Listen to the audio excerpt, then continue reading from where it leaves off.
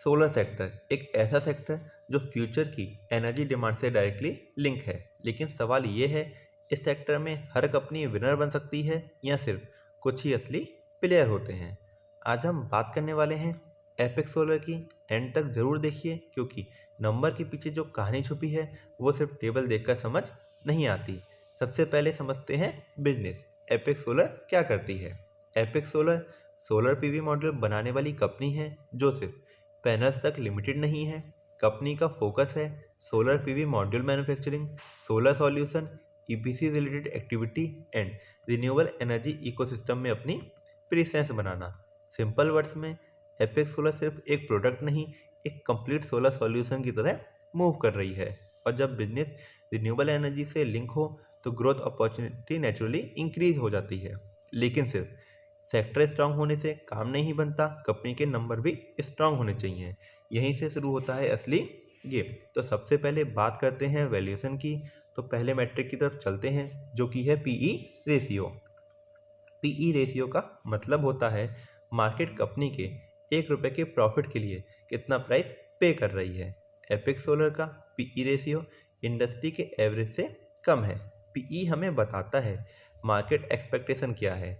High PE is equal to high expectation, low PE is equal to either undervaluation या growth पर doubt. अब ये investor के लिए ज़रूरी क्यों है? लो पीई अलोन कोई डिसीजन नहीं होता, लेकिन जब ग्रोथ कंपनी की स्ट्रांग हो और पीई इंडस्ट्री से कम हो तो ये इन्वेस्टर को डीप एनालिसिस का सिग्नल देता है। और यही से अगला सवाल निकलता है, अगर वैल्यूएशन रीजनेबल है तो क्या कंपनी एक्चुअली प्रॉफिट इफिशिएंटली बना रही है या नहीं? तो अपने हम चलते हैं सेकंड मैट्रिक की तरफ, जो कि है आरओई। अब हम बात करते हैं शेयर होल्डर के पैसों की। आरओई का मतलब होता है कंपनी शेयर होल्डर के कैपिटल से कितना प्रॉफिट जनरेट कर रही है। एपेक्स सोलर का आरओई 47% से ज़्यादा है। इसका इंपॉर्टेंस क्या है? आरओई मैनेजमेंट एफिशिएंसी दिखाता है। ये बताता है कि कंपनी इक्विटी को कितनी स्मार्टली यूज़ कर रही है। अब ये इन्वेस्टर के लिए इम्पॉर्टेंट क्यों है? High ROE generally strong business model और कैपेबल मैनेजमेंट का साइन होता है, लेकिन यहाँ एक ट्विस्ट है।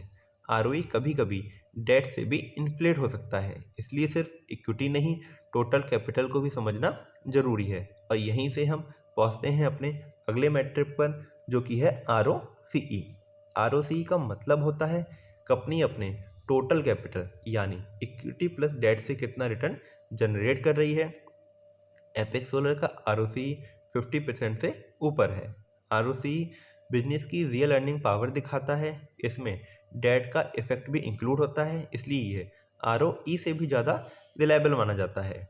हाई आरओसीई का मतलब कंपनी कैपिटल को एफिशिएंटली डिप्लॉय कर रही है। कैपिटल इंटेंसिव सेक्टर में इतना आरओसीई रेयर होता है। अब जब एफिशिएंसी स्ट्रांग लग रही हो तो नेक्स्ट लॉजिकल क्वेश्चन आता है, क्या बिजनेस ग्रो भी कर रहा है? तो अपना नेक्स्ट मैट्रिक की तरफ हम आते हैं, जो कि है सेल ग्रोथ।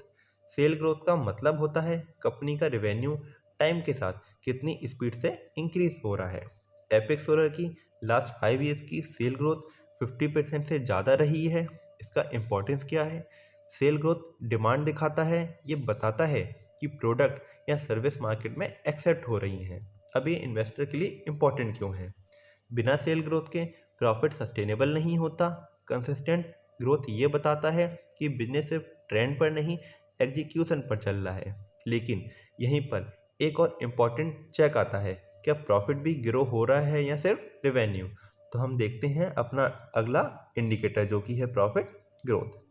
प्रॉफिट ग्रोथ का मतलब होता है कंपनी सेल के बाद कितना एक्चुअल पैसा कमा रही है।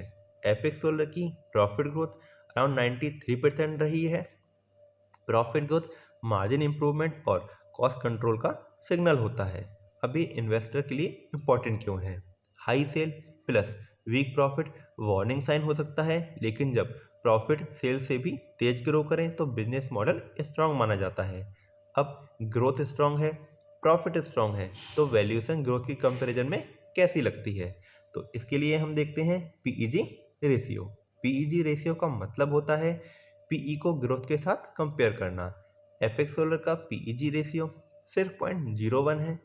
पीईजी ग्रोथ प्लस वैल्यूएशन का बैलेंस दिखाता है। 1 के आसपास का पीईजी बैलेंस माना जाता है। अब ये इन्वेस्टर के लिए इम्पोर्टेंट क्यों है?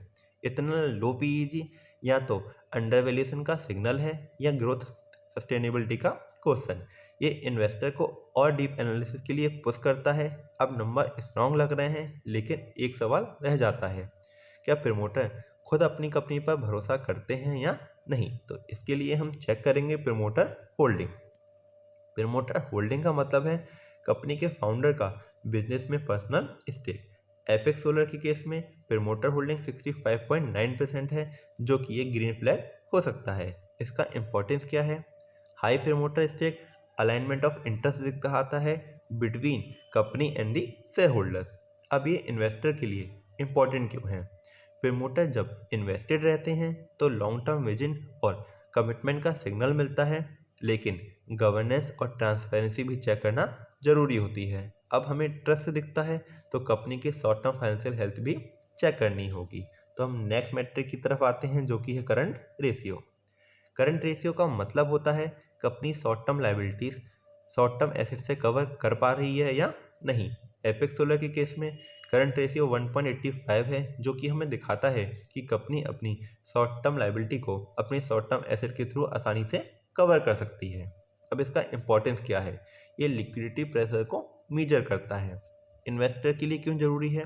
क्योंकि healthy current ratio daily operation smooth होने का साइन होता है, ना ज़्यादा टाइट ना ज़्यादा आइडल। और फाइनली डेट का सबसे इम्पॉर्टेंट सेफ्टी चेक, जो कि हमें दिखता है इंटरेस्ट कवरेज रेशियो के थ्रू। अब इंटरेस्ट कवरेज का मतलब होता है कंपनी अपने इंटरेस्ट एक्सपेंस को कितना इजीली पे कर सकती है। एपेक्स सोलर का इंटरेस्ट कवरेज 20.20 है, जो कि दिखाता है कि कंपनी अपने डेट के इंटरेस्ट को अपने ऑपरेटिंग प्रॉफिट के थ्रू इजीली पे कर सकती है। ये डेट रिस्क का क्लियर इंडिकेटर होता है। अब ये इन्वेस्टर के लिए ज़रूरी क्यों है?